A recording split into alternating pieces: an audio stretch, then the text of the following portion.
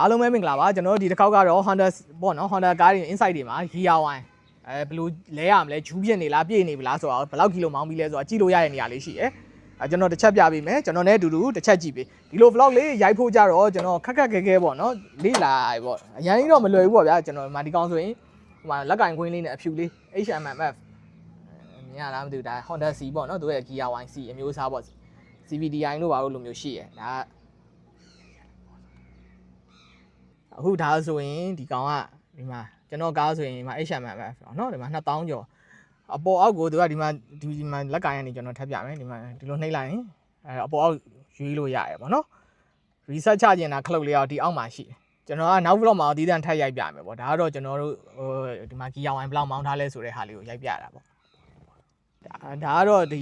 inside တွေမှာပေါ့เนาะ gear wine ဘလောက်ကီလိုမောင်းပြီးွားလဲဆိုတဲ့ဟာလေးကိုကြည့်လို့ရတဲ့နေရာလေးပေါ့เนาะကျွန်တော်မျိုးတွေဘယ်လိုကြည့်ရလဲဆိုတာသိလားသိရင်လည်းမှန်းခဲ့ပေးပါအောင်နောက် vlog မှာတော့ဘယ်လိုကြည့်ရလဲဆိုတာလေးကျွန်တော်ထပ်ရိုက်ပြမယ်ပေါ့ဒီလိုဟာလေးတွေကြတော့ဗျာကျွန်တော်နည်းနည်းလေ့လာရပေါ့နော်အရန်မလွယ်ဘူးပေါ့နော်ကျွန်တော်တို့အတွက်လည်းဒါပေမဲ့ sharing လုပ်ပေးရဆိုတာကျွန်တော်အမျိုးတွေအတွက်ကအရန်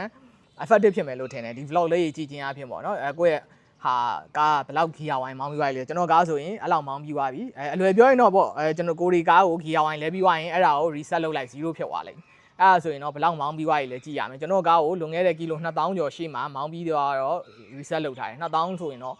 လဲရတော့မှာပေါ့နော်အဲ့တော့ကျွန်တော်လည်းနောက်ထပ် vlog မှာကြည့်ရဟာ setting ချိန်တဲ့ဟာလေးကိုပြောပြမယ်